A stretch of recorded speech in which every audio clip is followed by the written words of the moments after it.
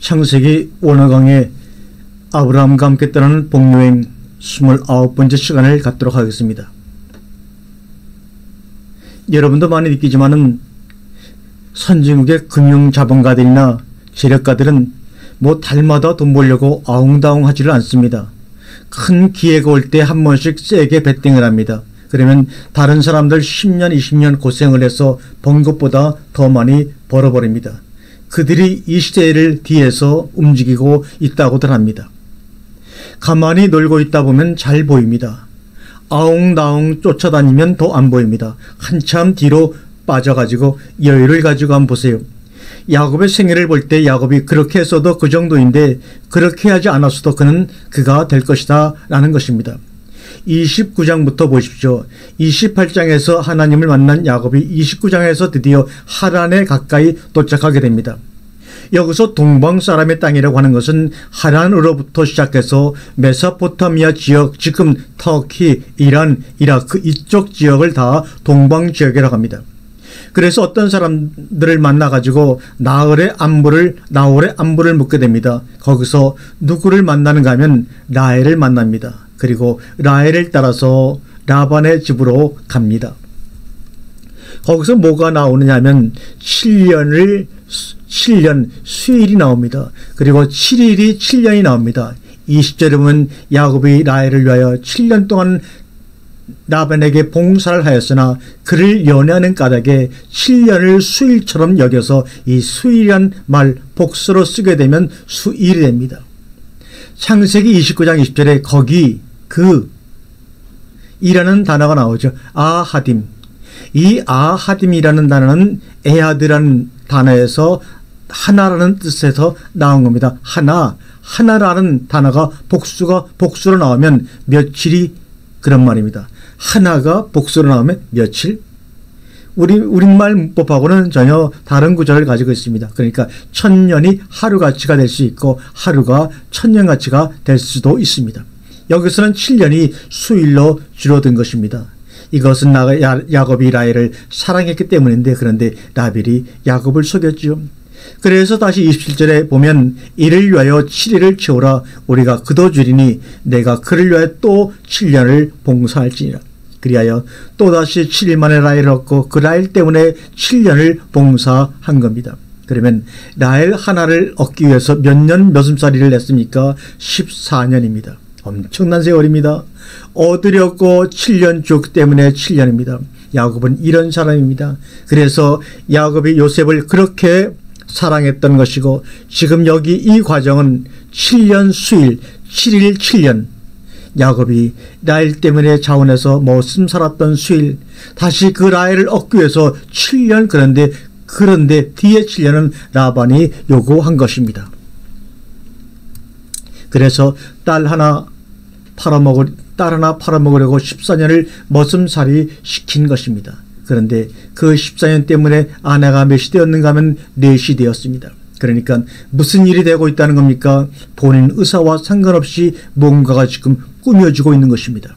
그리고 31절부터 보면 레아가 아들들을 낳고 라헬은 자식이 없죠. 그런데 한번 보세요. 32절에서는 누가 나옵니까? 루벤이 나오죠. 왜 루벤이라고 그랬어요? 여호와께서 나의 괴로움을 공고하셨으니 이제는 내 남편이 나를 사랑하리로다. 그 다음 33절에 가서는 그가 다시 잉태의 아들을 낳고 가로되 여호와께서 나의 총이 없음을 이 총이 없다는 말은 원문 뜻은 바로 무슨 말이냐? 미움받는 여자라는 말입니다. 예를 들면 우리말로 말하면 소박 맞은 여자 그런 개념입니다. 그러니까 레아에게는 한이 너무나 많았습니다. 야곱한테는 라헬만 보이지 레아는 관심이 없었습니다. 알력이 부족하다 이런 얘기가 나옵니다만 알력이란 말도 원문 뜻은 눈이 나쁘면 안경 쓰면 되는데 그런 뜻이 아니고 좀 여자가 보기에 약해 빠지고 볼품이 없고 그런 뜻입니다. 그래서 야곱에게는 들에서 양을 치는 라헬을 만날 때부터 첫사랑이었습니다. 그래서 총이 없음을 들으셨으므로 내게 이를 이뤄주셨다고 그 이름을 시므온 이렇게 말합니다. 또 34절에 보니까 그가 또 잉태하여 아들을 낳고 가로되 내가 그에게 세 아들을 낳았으니 내 남편이 지금부터 나와 연합하리라도 하고 그 이름을 레이라 지었습니다. 또 이어서 35절 보세요. 그가 또 잉태의 아들을 낳고 가로되 내가 이제 여호와를 찬송하려다 하고 이로 인하여 그가 그 이름을 유다라 하였고 그의 생산이 멈췄더라. 딱 이렇게 나옵니다.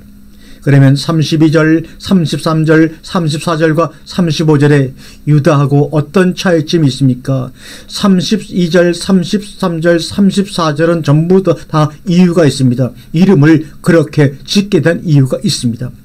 르우벤이란 말은 나의 괴로움을 공고하셨으니, 괴로움이 뭔지 알지요? 그래서 여자는 자식을 낳아야 된다는 겁니다. 그래서 아들을 못 낳으면 소박 만난다는 얘기, 칠거지약이 과거에는 있었습니다. 두 번째, 총이 없으므로 들으셨으므로, 이것도 역시 앞에 하고 마찬가지입니다. 총이 없다는 것은 나를 미워한다는 것입니다.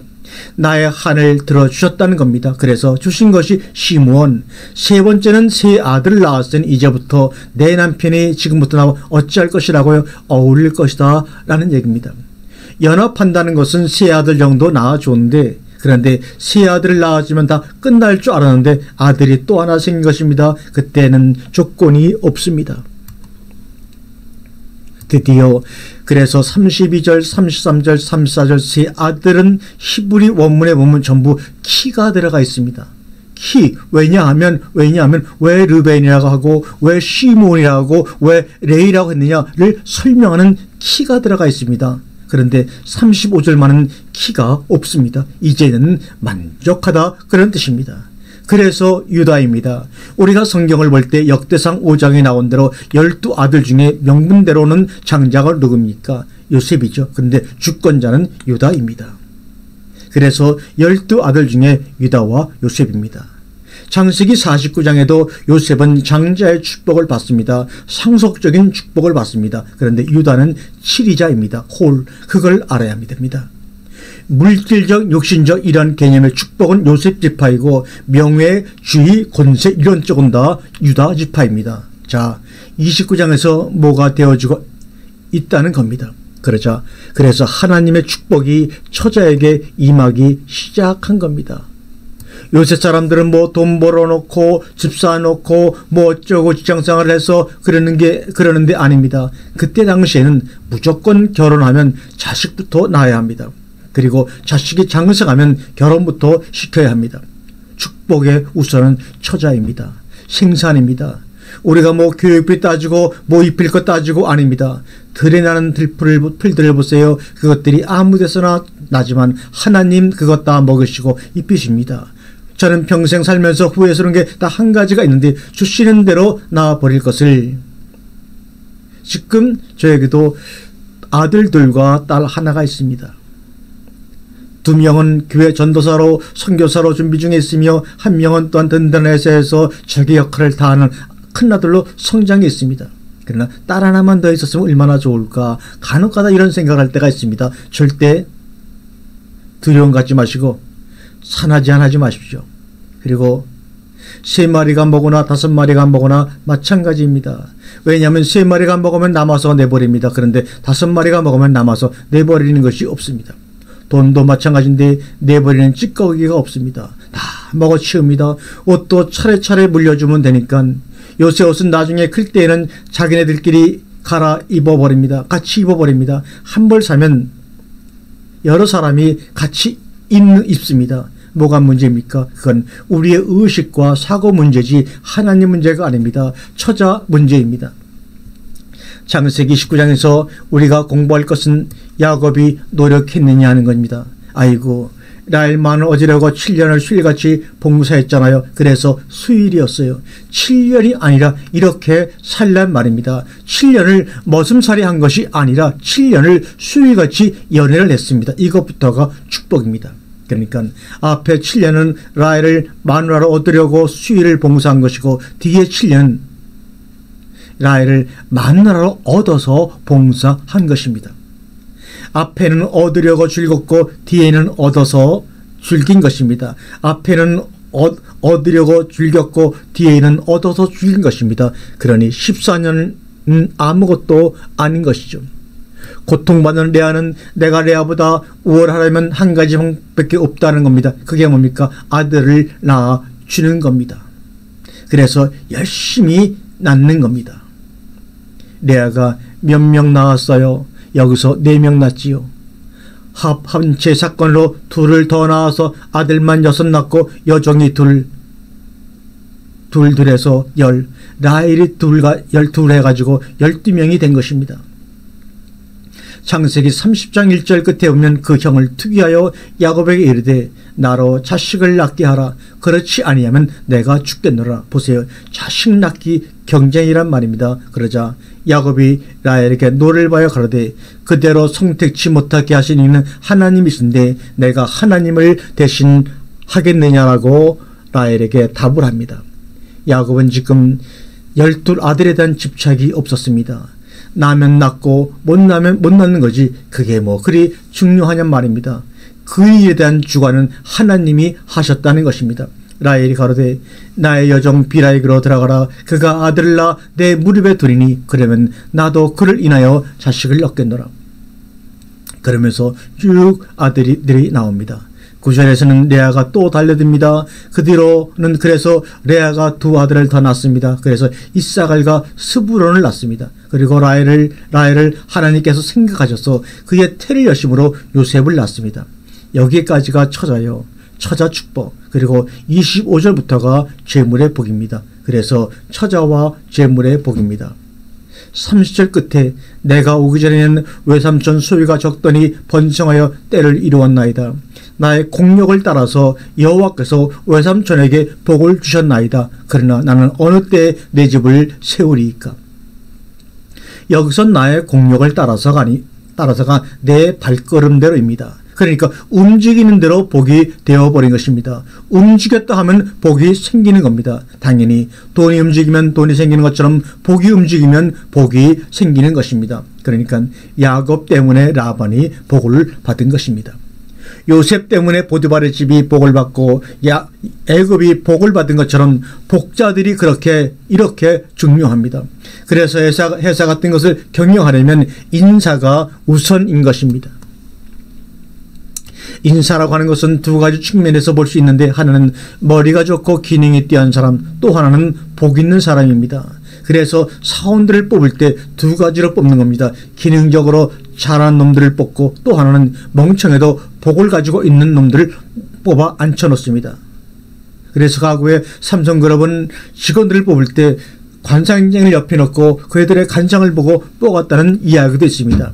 그러니까 생산부 쪽에는 머리가 좋고 기능 좋은 놈들을 배치하고 경리부 쪽으로는 복이 많은 놈들을 다 배치합니다. 회사가 잘 됩니다. 하다못해 가정부를 얻어도 복 있는 사람이 가정부를 하겠습니까마는 가정부를 얻어도 복 있는 사람이 필요하지.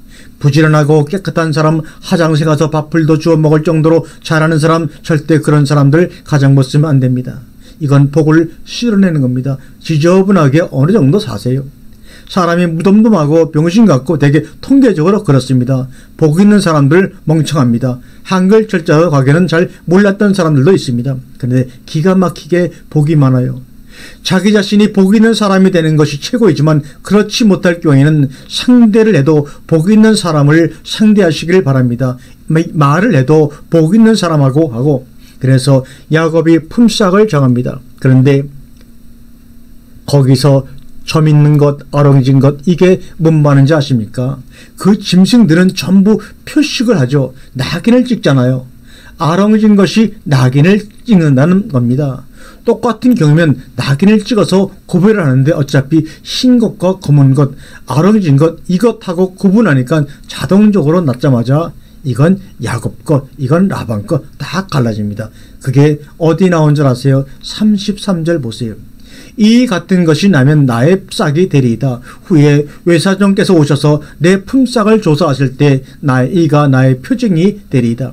원문에서 직역하자면 나의 의가 내 속에서 응답되어진 것입니다. 그래서 36절에서 분간합니다.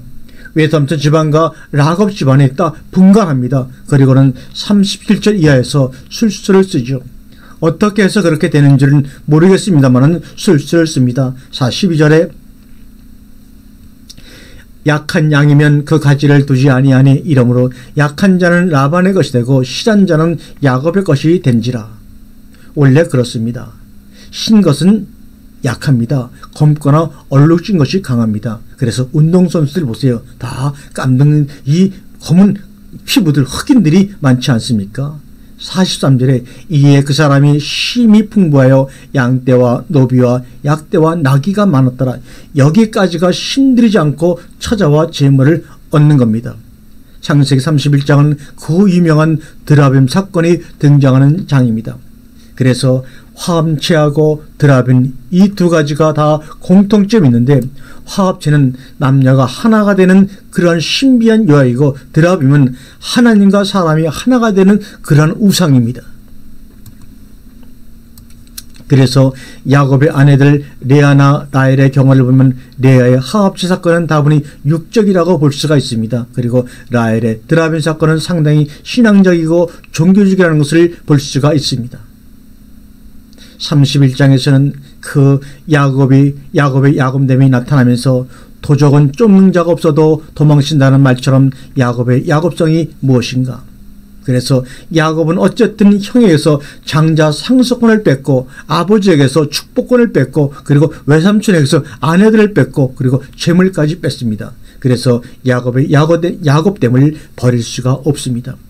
그 한계성을 우리가 잘 알 수가 있는데 31장에서는 이제 야곱도 거부가 되니까 라반과의 관계가 원만하지 못합니다.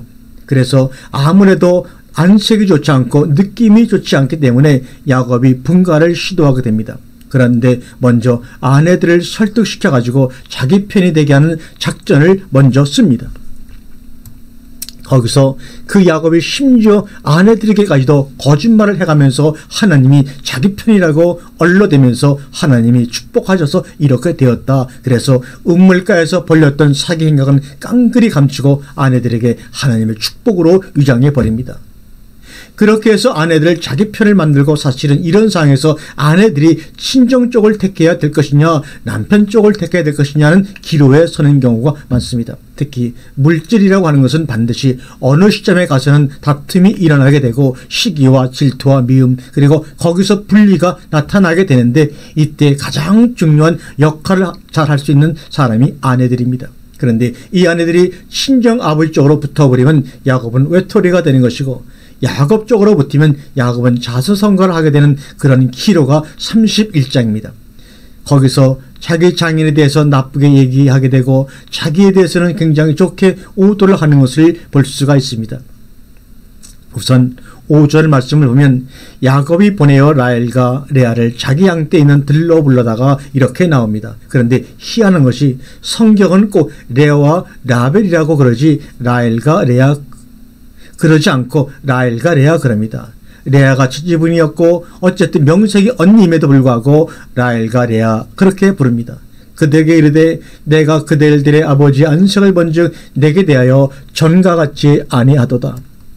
이 전과 같지 아니하다라는 말은 원문은 엊그제하고 다르다 그런 말입니다. 그러니까 날마다 달라지고 있다 그 말입니다. 그러면서 자기가 위험에 처해 있다는 것을 아내들에게 설득시키고 자기 친정아버지가 못됐다는 인식을 심어주기를 시작합니다. 그런데도 내 아버지 하나님은 나와 함께 계셨느니라 하면서 자기의 정당성을 주장하기 시작합니다. 그대들도 알거니와 내가 힘을 다하여 그대들의 아버지를 섬겼거늘 이렇게 얘기합니다. 뭐 섬긴 것도 아니죠. 14년은 라헬 하나를 얻으려고 그랬던 것이고 6년은 이제 머슴살이에서 자수성가해가지고 처자식들 먹여 살리겠다는 것이었으니까요. 그대들의 아버지가 나를 속여 품삯을 10번이나 변역하였느니라 그러지 않았습니다. 처음부터 아예 나눠버렸습니다. 얼룩무늬하고 신령하고 그렇죠.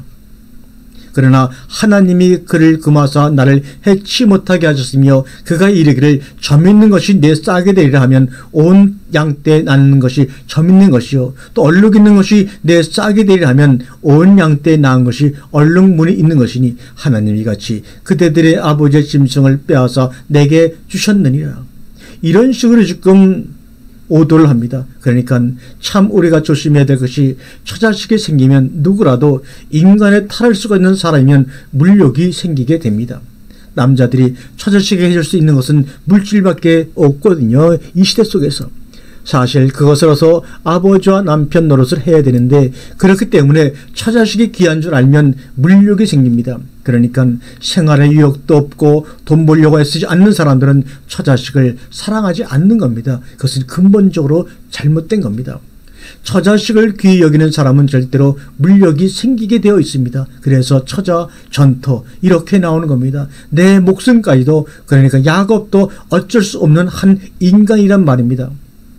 그러면서 10절에 뭐라고 그러는가 하면 그 양떼가 새끼 뵐 때 내가 꿈에 눈을 들어 보니 양떼를 탄 수양은 다 얼룩무늬 있는 것 천만에 그러지 않습니다. 그런데도 그대로 얘기가 쭉 나옵니다마는 여러분들 다 아시는 바고 23절에 보면 라반이 그 형제를 거느리고 7일길을 쫓아가 기르앗산에서 그에게 당도합니다. 밤에 도망친 겁니다. 이것을 우리가 야밤 도주라고 얘기합니다.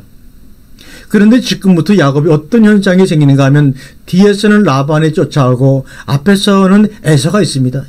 이걸 보고 문자적으로 뭐라 그러냐? 진퇴양난이라고 그럽니다. 이것이 소위 야곱의 환란입니다. 야반도주를 했지만 진퇴양난의 문제가 생기고 말았습니다. 그러니까 야곱의 환란의 목적과 뜻이 어디 있는가 하면 우리의 유격을 버리는 데 있습니다. 그럼 그걸 가지고 있는 한은 쫓김과 대적을 피할 길이 없습니다. 왜냐하면 그것을 뺏으려고 하니까 그렇습니다. 그러니까 내가 가지고 있는 것이 무엇이냐는 것이 중요합니다. 물질을 가지고 있으면 반드시 쫓아오는 사람이 있고 그걸 올가미를 걸어놓고 기다리는 에서가 있습니다. 그런데 말씀을 가지고 있으면 그렇지 않습니다. 밤에는 하나님이 아람 사람 라반에게 현명하여 가라사대 너는 상가 야곱에게 선악간 말하지 말라 하시면서 하나님께서 딱 방패가 되신 겁니다. 드디어 라반이 길앗산에서 그들을 만나가지고 거기서 얘기를 합니다. 28절에 나로 내 손자들과 딸들에게 입맞추지 못하게 하였느냐. 내 소위가 실로 어리석도다. 너를 해할 만한 능력이 내 손에 있으나 너희 아버지 하나님이 어젯밤에 내게 말씀하시기를 너는 상가 야곱에게 선악간 말하지 말라 하셨느니라. 자, 이런 상황에서 야곱의 하나님은 어디로 갔느냐는 겁니다. 지금 중요한 것은 야곱이 하나님을 끌어들여 가지고 자기 입장 변호에 쓰고 있다는 겁니다. 정말로 하나님이 자기와 함께 한다라고 하면 이럴 필요가 없는 겁니다. 그러니까 신앙이 생활화 안 됐을 상황, 앞에서도 많이 말씀드렸지만 신앙이 생활되지 않았을 상황에서도 하나님의 섭리는 그대로 진행이 된다는 것입니다. 그렇게 새빨간 거짓말을 하지만 하나님은 라반에게 나타나셔서 선악간에 그에게 아무 말도 하지 말라고 하시면서 하나님은 보고 계시다는 것입니다. 하나님은 알고 계시다는 것입니다. 그리고 하나님은 그때 적기적소에 나타나서 조치를 하십니다. 다만 여기서 붕 떠버리는 것은 야곱뿐입니다. 우리가 이런 문제를 당했을 때 제일 고민하는 것이 무엇인가 하면 과연 하나님이 내 편이시냐? 하나님이 내 일에 관심을 가지시고 주시해 보시고 나를 보호해 주실 것이냐 하는 문제인데 그런 일을 당했을 때는 그렇게 생각하시면 됩니다. 하나님께서 나와 함께 계시면 하나님께서 하실 것이고 함께 안 하시면 그냥 함께 안 하시는 겁니다. 그것 때문에 고민할 필요가 없습니다. 안 하셔도 할 수 없는 것이고 하신다면 그분께 맡길 수밖에 없는 겁니다. 안 하셨다고 그래서 내가 서둘고 내가 우왕좌왕하면 되느냐 그런 얘기입니다. 말씀에 선행사도 없고 뒤따르는 복도 없고 그런 상황에서 나는 어떻게 할 것이냐. 그런데 우리가 그러기 전에 우리는 반드시 어떤 일을 당했을 때 원인 때문에 어떤 일이라는 결과가 오는 것입니다. 우리는 일을 당하고 나서 하나님께서 어떻게 해 주실 것이냐 예만 생각하고 있습니다. 그런데 내가 그 일을 시작했을 때 말씀의 선행자가 있었고 축복의 뒷따람이 있어서 시작을 했느냐를 생각해 봐야 합니다. 그거 없이 내 자의로 시작했다면 내가 책임져야 합니다. 설령 하나님이 개입하신다고 그래도 하나님 그러지 마십시오. 이건 제가 했습니다. 내가 욕심을 했고 내 생각을 했습니다. 그래서 오늘날 이 결과가 나왔으니 내가 당해야 마땅합니다. 그래야 되는 겁니다.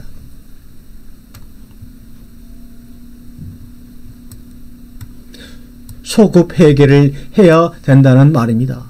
그런데 소고페기는 생각하지 않고 지가 혼자만 하나님한테 서운합니다. 하나님, 이 사업 잘되게 해주시면 내가 11조 내고요, 교회도 짓고요, 목사들도 도와주고요. 자기가 혼자 맹세했지 하나님이 무슨 상관이냐는 말입니다. 야곱 사건은 하나님 말씀에 선행자가 있었습니다. 그리고 내가 너를 따라가리라, 이렇게 따르는 복이 있었단 말입니다. 그런 상황 속에서도 하나님을 이용해 먹지 하나님을 적용하지 않는다는 겁니다. 내 편이라 또 어쩔 수 없고 내 편이 아니시라도 어쩔 수 없습니다. 중요한 것은 믿음이라고 하는 겁니다. 믿음이 뭐냐면 내가 왜 이 짓을 시작했느냐 하는 겁니다. 내가 하고 싶어서 했느냐는 겁니다. 당신이 하라고 했지 않습니까? 입니다. 하나님의 사업은 보내심을 받은 자가 아니면 어찌 전파하리요. 예를 들면 자기가 스스로 하나님의 종이 되고 자기가 스스로 목사가 되어가지고 자기가 스스로 교회를 차리고 자기가 스스로 설교하고 그리고 자기가 스스로 실패한 것입니다. 사람들은 외모만 판단하기 때문에 사람 잘 모이고 교회가 부흥발전하면 하나님이 함께 하신다고 그러니까 할 말은 없습니다. 그러나 하나님의 입장에서 보면 그런 것들은 자기 사업이 잘된 것뿐이지 하나님과는 상관이 없는 경우가 많다는 겁니다. 하나님의 역사를 보라는 겁니다. 야곱은 지금 시뻘건 거짓말을 아내들한테 늘어놓고 그러기 때문에 내가 아버지를 피해서 야밤 도주를 해야 된다는 명분을 세워서 야밤 도주를 하고 있는 겁니다. 하나님은 그 밤에 라반에게 나타나서 선악간에 말하지 말라고 다짐을 하시는 겁니다. 내 소위가 실로 어리석도다. 너를 해야 할 만한 능력이 내게 있으나 너희 아버지 하나님이 어젯밤에 내게 말씀하시기를 너는 삼가 야곱에게 선악간에 말하지 말라 하셔서 더 이상 너를 해하지 않겠다는 것입니다. 30절에 이제 내가 내 아비 집을 사모하여 돌아가려는 것은 가거니와 어찌 내 신을 도적질하였느냐. 도대체 뭡니까? 야곱이 말하는 하나님은 뭐고 라헬이 도적질한 그 신 드라비는 뭐냐 이런 얘기입니다. 우리에게 이 두 신이 있다는 겁니다. 다른 신을 내 앞에 두지 말라. 참으로 문제입니다. 하나님을 시기나게 하고 질투나게 합니다. 왔다 갔다 하면서 그게 바로 음료라는 겁니다. 이 세상이나 세상에 있는 것을 사랑치 말라. 신앙은 말씀이고 생활은 세상 방식이고 그런 이중적인 모습을 당연하게 생각하는 것입니다. 운이 따라해줘야 돼. 이따위로 말입니다. 시기를 잘못 만났어. 이렇게 말입니다. 누가 뭘 잘못해가지고 아직도 이럽니다. 그러면 하나님은 도대체 그에게 어디 갔습니까? 따라서 그런 소리 하지 말고 차라리 이성적으로 하세요. 그럴 거면. 하나님, 이것은 당신하고 상관없습니다. 내가 시작하고 내가 하다가 망해도 내가 망할 테니 하나님은 상관없습니다. 이렇게 하면 솔직해보란 말입니다. 왜 잘못되면 하나님을 끌어들이냐는 겁니다. 하나님의 뜻이라고요? 당신이 뭔데 하나님의 뜻이라고 당신의 그 사업에 그것을 들이미냐 그겁니다. 시작은 자기가 해놓고 소급에게 왜 이런 결과가 왔는가 그 값을 치러야 됩니다. 적용이 안 된단 말입니다. 적용 안 하는 것만 못합니다. 그냥 기다리는 것이 더 나을 뻔했습니다. 아무것도 안 하고. 누가 하라고 그랬어요? 누가 하라고 그랬느냐고요? 36절을 보세요. 두루 찾다가 얻지 못한지라 드라빔을 야곱이 놓아요 라반을 책망할세. 야곱이 라반에게 대적하여 가로되 나의 허물이 무엇이니까 무슨 자가 있기에 외삼촌께서 나를 불같이 급히 쫓나이까. 그러면서 지금까지 자기의 공적을 쫙 마음에 품었던 것을 다 얘기해버리고 맙니다. 39절에 물려찢긴 것은 내가 외삼촌에게로 가져가지 아니하고 스스로 그것을 보충하였으며 낮에 도적을 맞았든지 밤에 도적을 맞았든지 내가 외삼촌에게 물어내었으며 내가 이와 같이 낮에는 더위를 물어쓰고 밤에는 추위를 당하며 눈붙일 겨를도 없이 지내었나이다. 이렇게 말입니다. 내가 외삼촌의 집에 거한 20년에 외삼촌의 두 딸을 위하여 14년, 외삼촌의 양떼를 위하여 6년을 외삼촌을 위하여 봉사했거니와 외삼촌께서 내 품삯을 10번이나 변역하셨으니 우리 아버지 하나님 아브라함의 하나님 곧 이삭의 경외하니가 나와 함께 계시지 아니하셨다면 외삼촌께서 이제 나를 공수로 돈에 보내셨으리라마는 이렇게까지 얘기합니다. 여러분, 여기서 중요한 것은 기억하고 있으면 자기 공로라는 겁니다. 그런데 의인들은 다 잊어버립니다. 자기 일을 한 것이 아니니까. 그런데 야곱은 하나하나 세세대 다 기억하고 있습니다. 사실이 그렇습니까? 우리가 성경에서 봅니다마는 사실이 그렇습니까?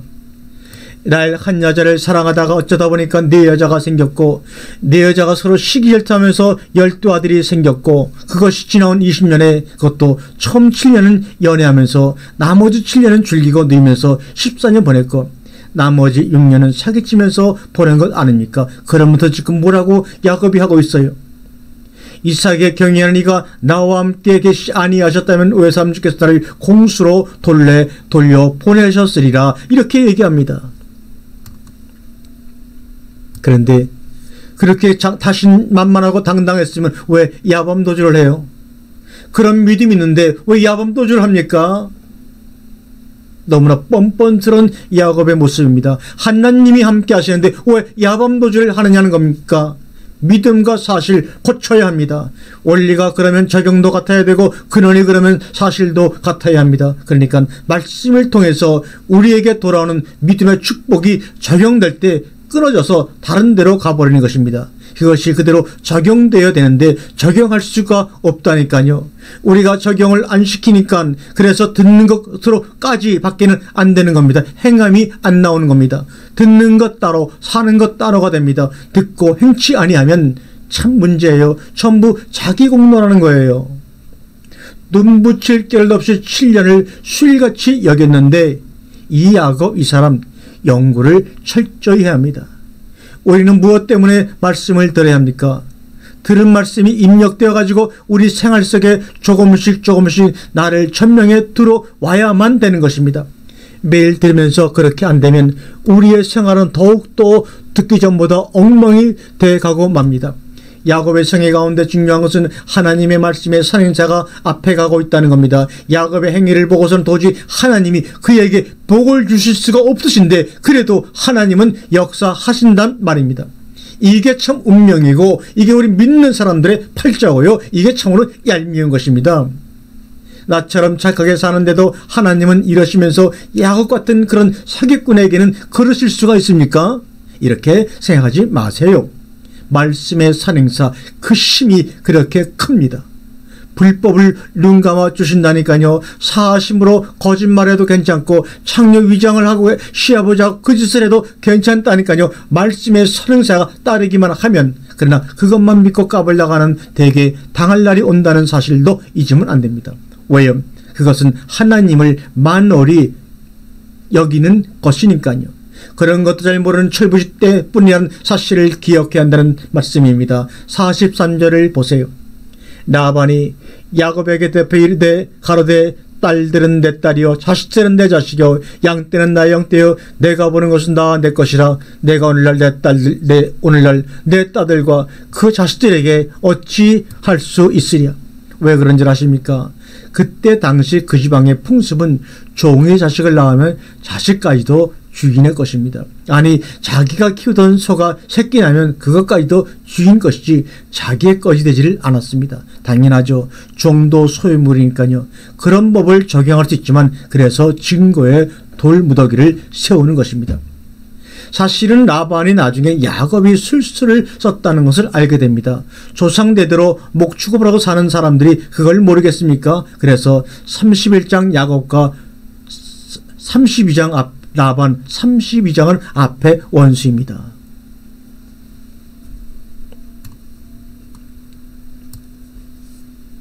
뒤에 추격자는 그런 식으로 따돌렸는데 앞에 에사가 딱 버티고 있는 겁니다. 이것이 뭡니까?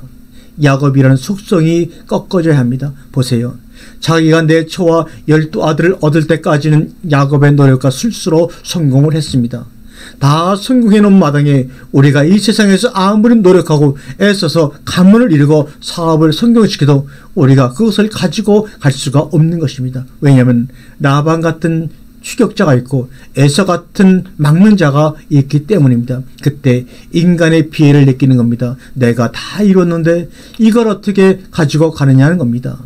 가지고 갈 수가 있는 것이 하나도 없지 않습니까? 중요한 것은 복이라는 것은 소유하는 것만은 아니라는 것입니다. 그것이 지켜져야 되고 유지되는 것이 중요합니다. 그건 하나님이 하셔야 됩니다. 소유되는 것도 하나님이 하시지만 지켜지고 유지되는 것도 하나님만이 하셔야 합니다. 이 뒤에 나오는 사건이 바로 그것을 얘기해주고 있습니다. 하나님이 지키고 계신다는 사실, 우리는 그걸 구하면 안 된다니까요. 그 나라와 그 의를 구해야지.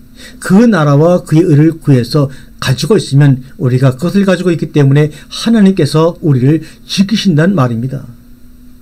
너무나도 당연한 얘기입니다. 3살 먹은 어린애도 알만한 얘기입니다. 아빠가 왜 나에게 저러지? 엄마가 왜 나에게 저러지?